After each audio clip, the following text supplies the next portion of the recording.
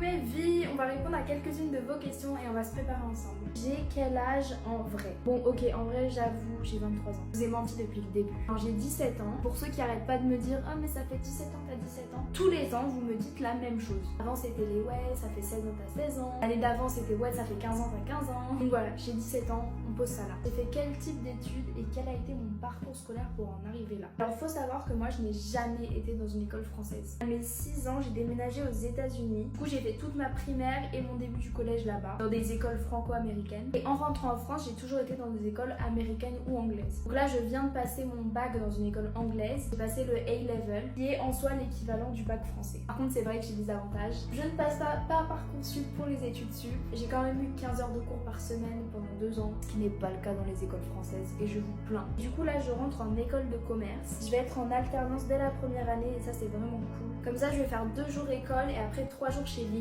C'est parfait. Qu'est-ce qui m'a poussé à créer mon application? Bon, je vous avoue que j'ai pas d'histoire de fou furieux, moi. Du coup, j'étais dans la voiture avec mon père été 2023. Et là, je le regarde, je lui dis, papa, on pourrait pas trop faire une application pour la santé mentale? Alors évidemment, l'idée était un peu lunaire, un peu vague. Et du coup, on a commencé à réfléchir à différentes approches qu'on pourrait avoir pour créer l'application. Parce que c'est bien cool de faire une application, mais si elle sert à rien, ben on s'en fiche. Et du coup, Link est né. C'est quand même un gros projet qui a déjà pris beaucoup de temps. L'application, elle sort le 12 septembre, c'est une dinguerie. Est-ce que parfois, j'aimerais ne plus être connue pour vivre comme des gens normaux? Oui.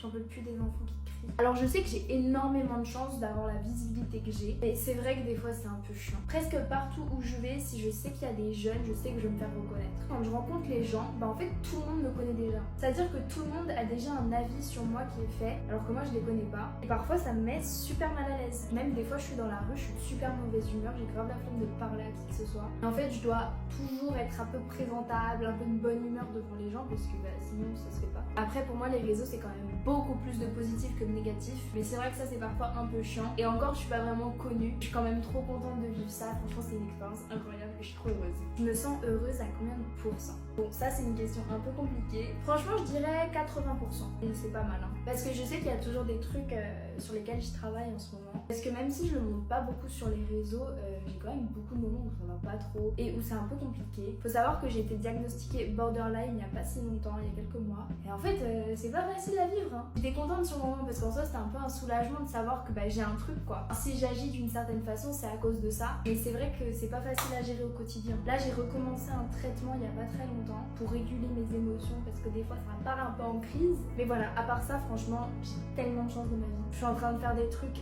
incroyables en ce moment et qui me rendent super heureuse. Donc voilà, le chemin n'est pas fini mais je crois qu'on y arrive bientôt. Qu'est-ce que j'ai mis en place dans ma vie pour être heureuse? Honnêtement beaucoup de choses. Ça fait même pas très longtemps que honnêtement je me considère heureuse. Après il y a certaines choses quand même qui m'ont beaucoup aidée, que ce soit d'avoir une psychologue ou une psychiatre, de réussir à m'ouvrir à mes parents et de leur dire ce que je ressentais, parce qu'au final ils m'ont aidé sur certains problèmes que j'avais. Quelques temps avant l'été j'avais repris le sport aussi, qui est super bon pour le mental. Il y a aussi l'art on dirait que je fais de la contorsion là avec mon mascara.